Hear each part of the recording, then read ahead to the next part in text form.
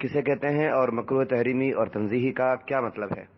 یہ سوال کیا ہے بمبئی سے جناب عبدالحمید خان صاحب نے. جواب عرض کر رہا ہوں میں، یعنی علماء اہل سنت اور عوام اہل سنت کا ادنا خادم مفتی محمد شاہد برکاتی. دیکھیے، شریعت مطہرہ میں مسلمانوں کو کچھ کاموں کی اجازت دی گئی ہے اور کچھ کاموں سے منع کیا گیا ہے. جن کاموں کی اجازت دی گئی ہے ان کو جائز، اور جن کاموں سے منع کیا گیا ہے ان کو ناجائز اور ممنوع کہتے ہیں. یہ گفتگو اور یہ تقریر اچھی طرح سے محفوظ رکھ لیں، انشاءاللہ زندگی بھر کام آئے گی اور بہت سارے سوالوں کے جواب میں انشاءاللہ مدد دے گی. جائز کاموں کے 6 درجے ہیں اور ناجائز اور ممنوع کاموں کے 5 درجے ہیں.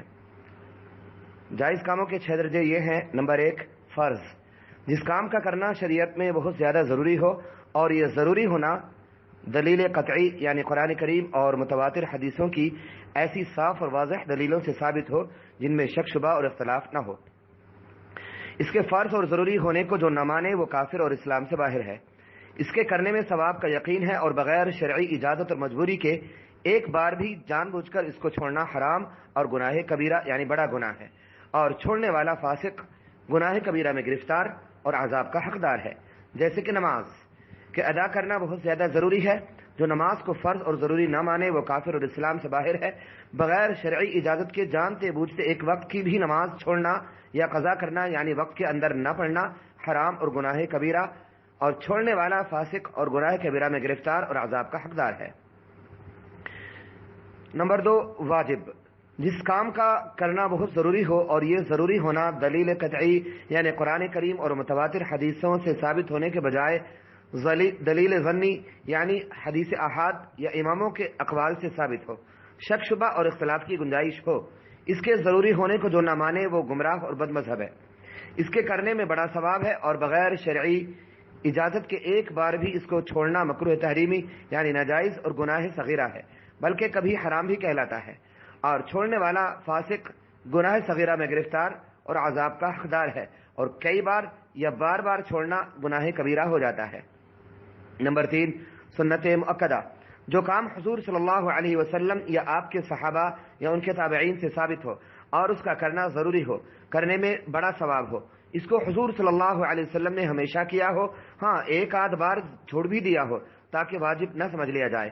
اس کو اتفاقاً کبھی کبھی چھوڑنے پر بھی اللہ رسول کی طرف سے سختی اور پکڑ ہوگی، اور چھوڑنے کی عادت بنانا گناہ ہے، اور چھوڑنے والا فاسق گناہ گار اور عذاب کا حقدار ہے. سنت مؤکدہ کا حکم واجب کے قریب قریب ہے، جیسے ایک مٹھی داڑھی رکھنا. ان سنتوں کو سنت خدا بھی کہتے ہیں. نمبر 4، سنت غیر مؤکدہ، جو کام حضور صلی اللہ علیہ وسلم یا آپ کے صحابہ یا ان کے تابعین سے ثابت ہو اور اس کا کرنا ضروری نہ ہو مگر کرنے میں ثواب ہو. اس کو حضور صلی اللہ علیہ وسلم نے بغیر کسی عذر کے کبھی کبھی چھوڑ بھی دیا ہو.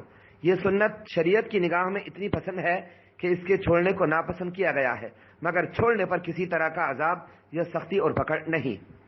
نمبر 5، مستحب، ہر وہ کام جو شریعت کی نگاہ میں پسندیدہ ہو، کرنے پر ثواب کی امید ہو اور چھوڑنے پر کسی طرح کی سختی پکڑ اور ناپسندیدگی نہ ہو، چاہے اس کام کو حضور صلی اللہ علیہ وسلم نے کیا ہو یا کرنے کے لیے اکسایا ہو یا ملت اسلامیہ کے بڑے علماء اور بزرگان دین نے پسند کیا ہو، حدیث میں ہو بہو ذکر آیا ہو یا نہ آیا ہو.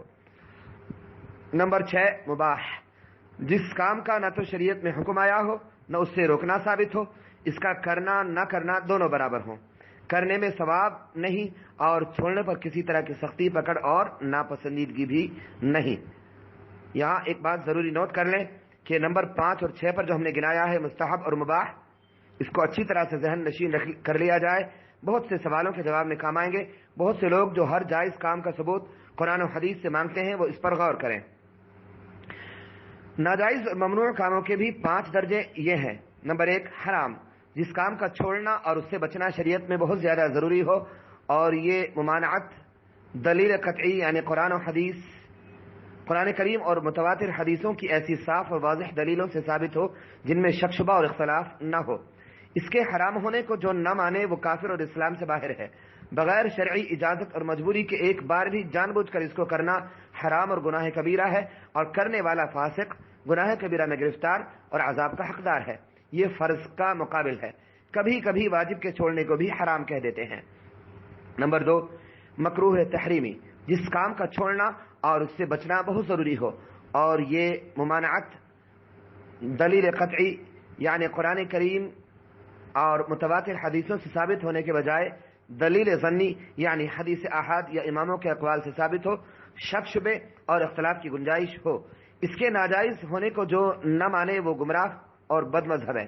اس کو چھوڑنا اور اس سے بچنا ثواب ہے، اور بغیر شرعی اجازت کے ایک بار بھی اس کو کرنا مکروہ تحریمی یعنی ناجائز اور گناہ صغیرہ ہے، بلکہ کبھی حرام بھی کہلاتا ہے، اور کرنے والا فاسق گناہ صغیرہ میں گرفتار اور عذاب کا حقدار ہے، اور کئی بار یا بار بار کرنا گناہ کبیرہ ہو جاتا ہے، یہ واجب کا مقابل ہوتا ہے۔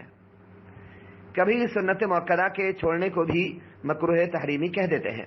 نمبر 3، اساءت، جس کا چھوڑنا اور اس سے بچنا ضروری ہو، کرنا برا اور بچنا ثواب۔ کبھی کبھار کرنے پر بھی سختی اور پکڑ ہے، بار بار یا ہمیشہ کرنے کی عادت والا عذاب کا حقدار ہے، یہ سنت مؤکدہ کا مقابل ہے۔ نمبر 4، مکروہ تنزیہی، جس کا کرنا شریعت میں پسندیدہ نہیں، کرنے پر عذاب یا سختی اور پکڑ نہیں، مگر اس کی عادت ڈالنا برا ہے، اس سے بچنے میں ثواب ہے، یہ سنت غیر مؤکدہ کا مقابل ہوتا ہے۔ نمبر 5، جس کا چھوڑنا خلاف اولا، جس کا چھوڑنا اور بچنا بہتر تھا مگر کر لیا تو کوئی برائی اور حرج بھی نہیں، یہ مستحب کا مقابل ہے۔ جواب اور گفتگو پوری ہوئی۔ درست اور حقیقت بات کا بہتر اور زیادہ علم اللہ اور اس کے رسول صلی اللہ علیہ وسلم کو ہے۔ ہمارے جواب